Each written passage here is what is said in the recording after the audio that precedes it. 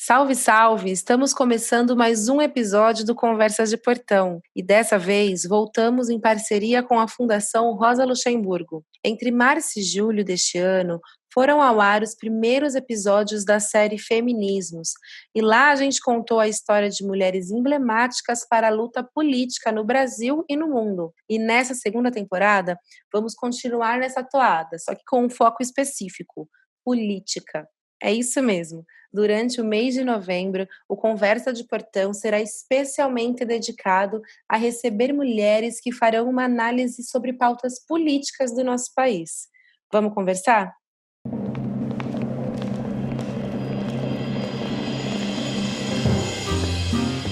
Eu sou Semaia Oliveira e este é o Conversa de Portão, um podcast produzido pelo Nós Mulheres da Periferia em parceria com o UOL Plural, um projeto colaborativo do UOL com coletivos e veículos independentes. Semanalmente, nós ouvimos a opinião, análise ou história de mulheres sobre assuntos que são importantes para nós. Este episódio faz parte da segunda temporada da série Feminismos, uma parceria do Conversa de Portão com a Fundação Rosa Luxemburgo.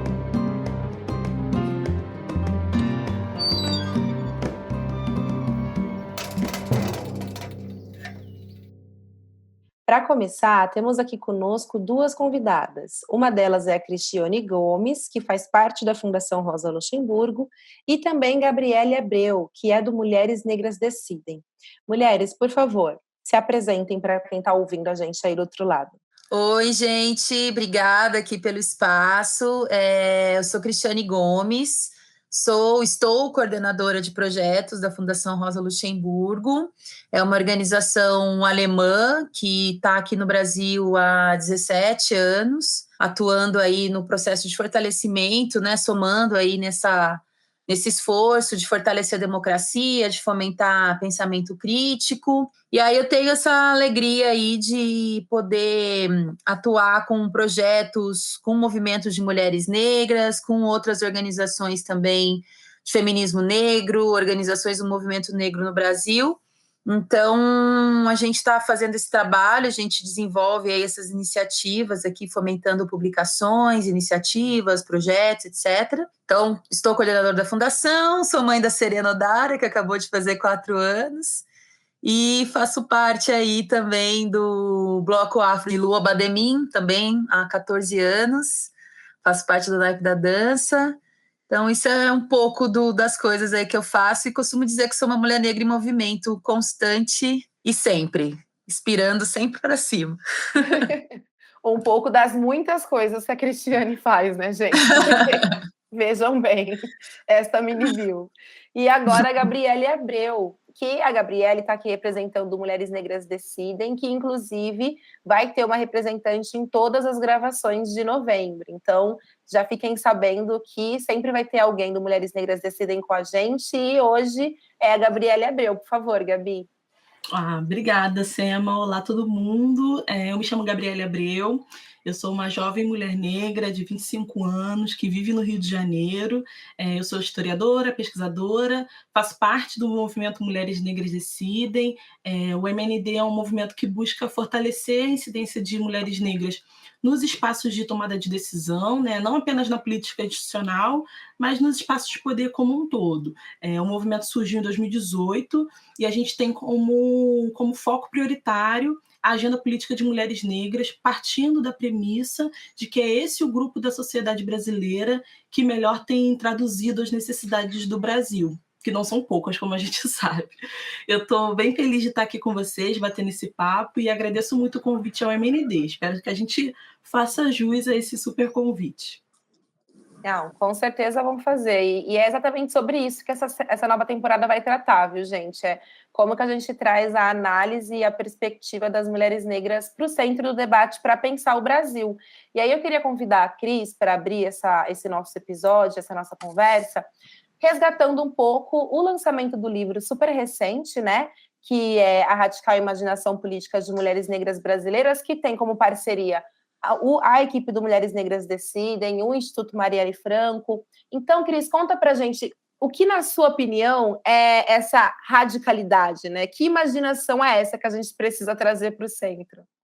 Sim, É uma imaginação propositiva, revolucionária, transformadora, e que não é algo que está acontecendo agora, né? É algo que já está na história do Brasil há muito tempo, né? As mulheres negras, especialmente as mulheres negras, são a base da democracia brasileira, né? São fomentadoras de política, tanto essa política institucional, de fomento também à discussão e criação de políticas públicas, como aquela política que acontece no cotidiano, que acontece nas comunidades, nas favelas, na quebrada, na periferia, nas escolas de samba, sabe, nas cozinhas comunitárias, nos movimentos, nas bases dos partidos também, né? Vale a pena a gente dizer. Então, esse livro, ele é uma parte dessa contribuição, né? O livro foi organizado pela Ana Carolina Lourenço, né, da MND, com a Aniele Franco, também do Instituto Marielle Franco, editado pela Oralituras também, uma editora gerida e criada por uma mulher negra também, que é a Maite Freitas. Então, esse livro, eu costumo dizer que é a ponta de um iceberg, né? Porque traz essa contribuição que a maior parte da população brasileira não conhece.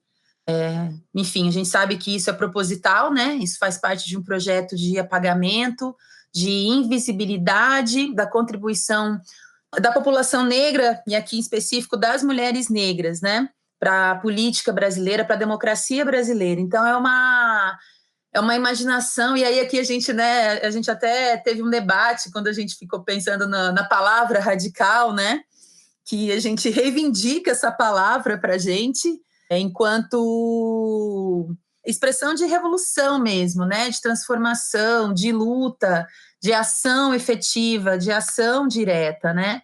Então, é uma imaginação que não fica só na imaginação, ela está na prática também. Então, quando a gente pensa políticas de creche, né? Quando a gente pensa o SUS, são todas políticas que foram aí fomentadas por mulheres negras, né? Então, como a Vilma Reis sempre diz, né, que a nova estética é das mulheres, nova estética política brasileira das mulheres negras, mas eu peço licença aqui para dizer que não é uma nova, ela já está aí há muito tempo, né? Então, tanto, acho que isso explica muito porque a gente sobreviveu, porque a gente está aqui hoje, sabe? Então, é algo que esse livro é uma tentativa de ser uma contribuição também para que essa imaginação, essa radical imaginação política possa chegar a cada vez mais pessoas, né? E não, como eu disse, né? E não é uma política identitária, né? Porque a gente também, acho que a gente vai ter oportunidade nos outros episódios da série de falar sobre isso mais a fundo, né? Mas a gente é sempre acusada de que são políticas segmentadas, são políticas identitárias que não alcançam a maioria da população brasileira, quando a gente sabe que isso não é verdade, né? Então, se a gente falar de política pública de saúde, de política pública de educação, não é só para as mulheres negras, e mesmo que fosse, né, gente? A gente é a base dessa sociedade, né? Os números estão aí, esses efeitos todos que a gente está vivendo na pandemia, esse caos social, essa desigualdade profunda. Quem está sendo mais afetada por tudo isso? Somos nós, mulheres negras. Mas, mesmo, né, com isso, essas políticas alcançam toda a sociedade, né? Política pública de educação, de saúde, para ficar só nessas duas áreas aqui, né?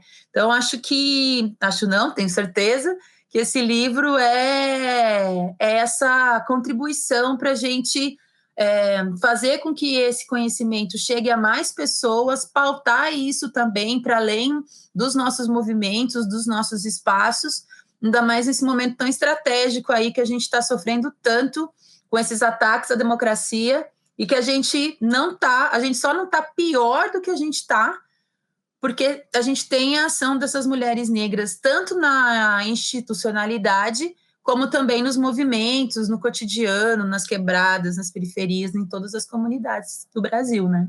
Sim, eu acho que, só para trazer um dado, para a gente trazer um contorno para a fala da Cris, as mulheres negras representam 28% da nossa população, gente. Então, nós somos a maioria numérica, realmente. Então, é muito importante que a gente leve em conta não só o que a gente vai tratar aqui nessa série, as mulheres que nós traremos aqui para discutir, para pensar o Brasil, mas a produção que várias mulheres negras têm tido, né? Já passou da hora, assim, do Brasil reconhecer que 28% da população tem proporcionado pensamento, soluções, estratégias para a gente pensar um novo país, né? E aí, Gabi, nessa mesma seara que a Cris acabou de trazer para a gente, como que você pode traduzir um pouco esse livro, essa radical imaginação? O que as pessoas podem acessar nesse livro, que normalmente a gente não tem tanto acesso? Assim? O que conta esse livro que a gente não tem tanto acesso? Então, no geral, paira na sociedade brasileira um desconhecimento muito grande com relação às contribuições de mulheres negras na política institucional. A Cris falou bem, né? É um desconhecimento que recai sobre as contribuições negras como um todo, mas as mulheres negras são o principal alvo dessa desinformação, digamos assim. E aí eu acredito que o livro proporciona uma coisa muito interessante e necessária, que é justamente o acesso ao que a gente está chamando de radical imaginação política de mulheres negras. Radical não apenas porque é subversivo e revolucionário, né, como o Cris falou, é isso também, mas principalmente porque é um conjunto de formulações que vão na raiz dos conflitos, né? São soluções que vão no cerne dos problemas. São respostas muito sofisticadas e, mais do que sofisticadas, elas foram muito bem sucedidas ao longo da história. E essa história ela nos mostra isso. E apesar de toda a subrepresentação de mulheres negras na política, a gente, felizmente, tem também exemplos incríveis de mulheres negras que, com muita luta, conseguiram superar esses números tão negativos da subrepresentação. Então, eu acho que o que o livro tem é essa missão de apresentar o legado histórico de mulheres negras na política, esse legado que até então estava soterrado e invisibilizado.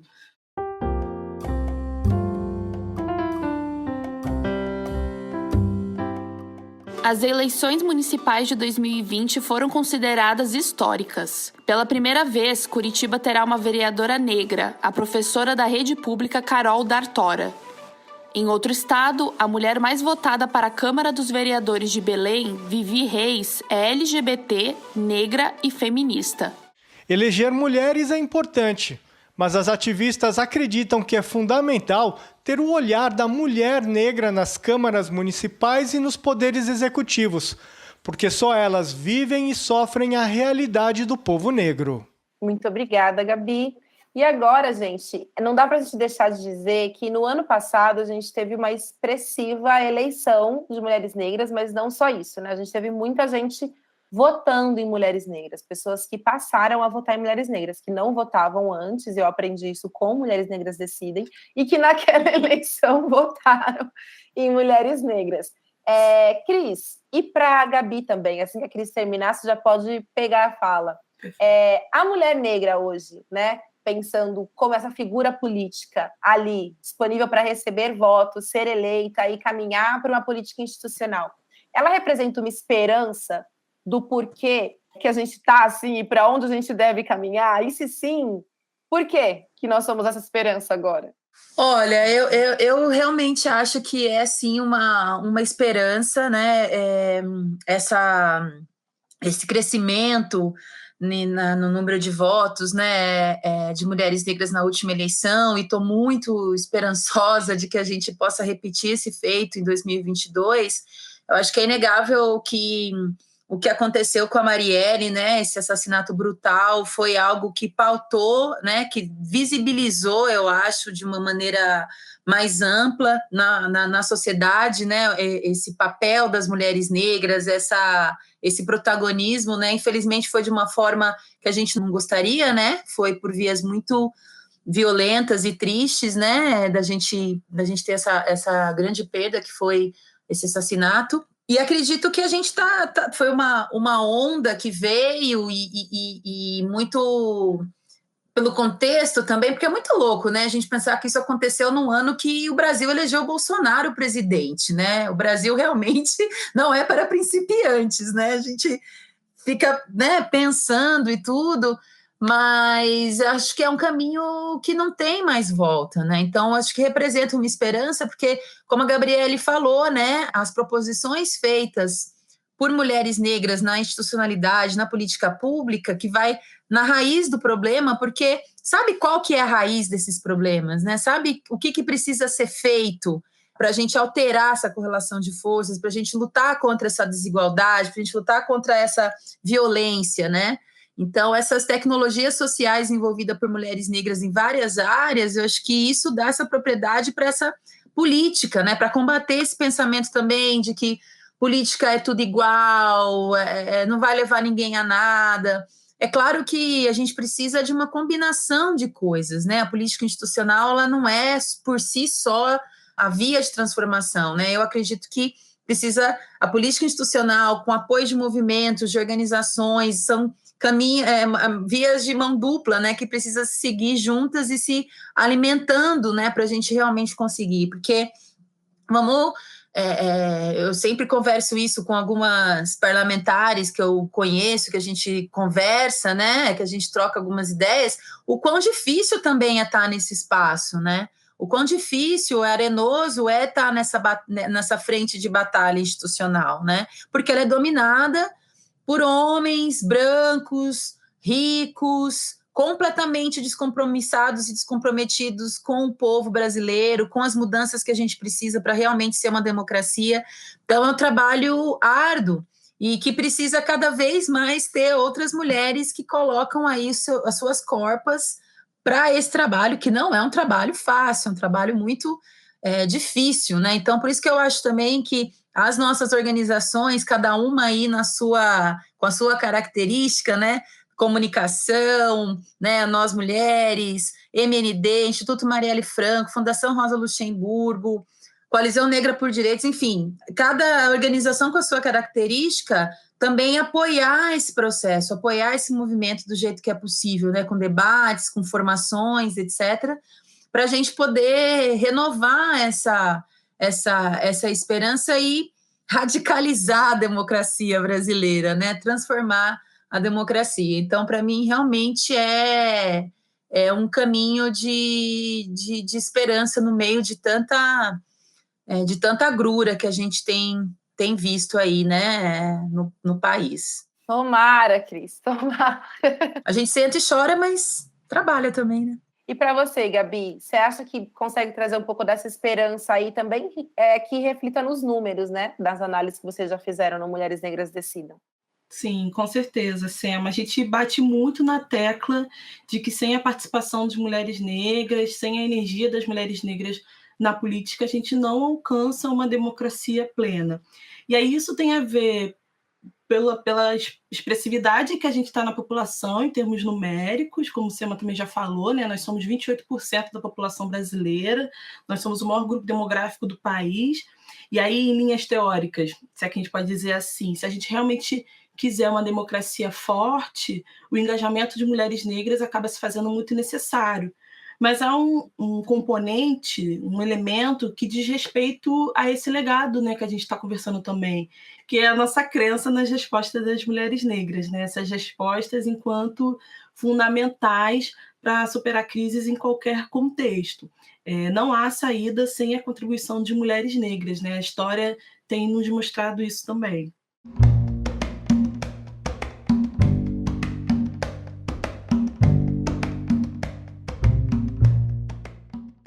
E aí, para fechar, gente, eu acho que essa nova temporada, ela se propõe muito também, porque assim, a gente acabou de falar sobre o aumento de mulheres negras, né, recebendo votos, a gente tem, mesmo que ainda numa desigualdade muito grande, aumentado a presença desses corpos na institucionalidade, mas quando a gente para também para consultar e para ouvir as análises políticas sobre a nossa conjuntura, sobre o nosso país, também falta, né, a presença dessas mulheres negras. Nós somos muito poucas ainda, tanto na imprensa, quanto como analistas políticas sendo consultadas nos jornais. E o que muda quando a gente consegue trazer mulheres analisando a conjuntura e o contexto político? E agora eu vou chamar você, Gabi, para começar. Tem toda uma crítica, a Cris também já mencionou isso, né? Uma crítica ao nosso pensamento, ao pensamento político de mulheres negras que nos acusam de identitárias, né? No Mulheres Negras Decidem, a gente sempre brinca que se a gente realmente só pensasse em políticas públicas para os nossos grupos, já estava ótimo, né? Já que a gente é mais de 1/4 da população brasileira. Mas o que a gente vê na prática, no dia a dia político das mulheres negras, é que essas mulheres estão pensando, estão idealizando medidas que cabem perfeitamente a um conjunto mais amplo da sociedade brasileira, né? Então, o que muda com o acesso e com a adoção mesmo, né, a apropriação do pensamento político de mulheres negras, é que é uma política realmente feita para todos, né? A gente sempre comenta também que o pensamento e o fazer político de mulheres negras é muito altruísta, né? É muito generoso. A gente definitivamente não está pensando só nos nossos corpos e só nas nossas vivências. Se estivéssemos, já estava mais do que suficiente, mas de fato não é. A gente tem pensado políticas, tem feito análises que abarcam a sociedade brasileira como um todo. E para você, Cris, o que muda? Com o que esse nossa nova temporada do podcast vai contribuir? Eu acho que essa contribuição da perspectiva mesmo, né? A nossa presença faz diferença. Eu costumo dizer isso, porque é uma perspectiva baseada muito nas nossas vivências, né? Na nossa visão de mundo, no que a gente experimentou, no que a gente conversou, assim, né? Então, quando a gente pensa uma análise política a partir das... E aí vale a pena, uma coisa que eu quero também mencionar aqui, é que é importante também que a gente determine, né? Quem são essas mulheres negras? São mulheres negras comprometidas com as transformações, com as mudanças. Isso, inevitavelmente, é alinhado à esquerda, né? A gente vai falar sobre isso também nessa nova temporada, né, do podcast, mesmo com todo esse debate de como a esquerda, em geral, abarca as nossas pautas, etc., mas é na esquerda que a gente se localiza, né? É com uma visão progressista, é com uma visão transformadora, de respeito mesmo, na prática, todos esses corpos, né? Uma diversidade de raça, diversidade de gênero, diversidade de classe, de sexualidade também. Então, a gente está alinhada, né? É nessa caixinha que a gente entra, né? É esse apito que faz a gente dançar. Então, é importante dizer isso. Então, essa perspectiva, acho que quando essa análise política, né? Eu gosto sempre de citar, porque é uma grande mestra para mim, mas quando eu ouço uma análise política da Vilma Reis, essa análise política, ela não é construída num gabinete, numa sala fechada. É construída com uma vivência desses anos todos dela, na militância, no ativismo, na ouvidoria pública, no movimento de mulheres negras. E não só, estou falando da Vilma como uma grande mestra, mas mesmo, né, as meninas, né, da Mulheres Negras Decidem, que são mulheres jovens, mesmo do Nós Mulheres de Periferia. Então, é isso, a diferença faz porque essa perspectiva é construída na prática, numa vivência, né? Que é muito inerente a nós, mulheres negras, que estamos alinhadas à esquerda, que estamos nos movimentos, que estamos no coletivo. Então, quando eu ouço essa análise, ela faz com que eu queira que outras pessoas não negras, homens brancos, mulheres brancas, ouçam isso, ouçam essa análise, o que a gente tem a dizer, porque a grande diferença está aí, na nossa vivência, na construção cotidiana da nossa prática política, da nossa prática de ativismo. Então, nas artes, vale a pena dizer também. Então, acho que a principal diferença está aí, né? Então, por isso que, enfim, teorias da conspiração, né? Mas é por isso que esses espaços são negados para a gente, né? Esses espaços não são fomentados, né? A gente vê uma coisa ou outra quando a gente pensa em grandes meios de comunicação, a presença outra de, né, uma mulher negra que, sei lá, tipo Flávia Oliveira, que traz uma outra... E mesmo a Flávia, ela traz isso porque é a vivência dela, né? A espiritualidade dela, a sensibilidade política dela. Então, eu acredito que é aí que está o cerne da diferença e que a gente precisa aí arrombar essa porta para a sociedade brasileira como um todo ouvir a gente, né?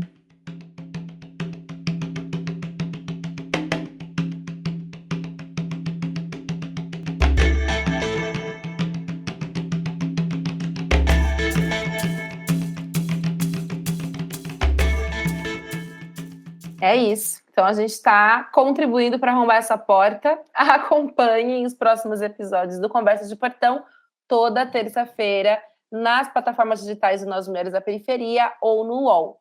Venha ouvir a gente. Eu sou Semaia Oliveira e este foi o Conversas de Portão, um podcast produzido pelo Nós Mulheres da Periferia em parceria com o UOL Plural, um projeto colaborativo do UOL com coletivos e veículos independentes. Semanalmente, nós ouvimos a história, opinião ou análise de mulheres sobre assuntos que são importantes para nós. Este episódio fez parte da segunda temporada da série Feminismos, uma parceria do Conversa de Portão com a Fundação Rosa Luxemburgo. Você pode ouvir a gente no Spotify, Deezer, Google Podcast e por WhatsApp. É só se cadastrar na nossa lista de transmissão. Este episódio foi produzido por Carol Moreno. Roteiro e reportagem foram responsa minha, Semaia Oliveira. Identidade sonora, Trilha Ará. Neste episódio, utilizamos áudios da TVT e do UOL. Hoje eu fico por aqui e até a nossa próxima Conversa de Portão.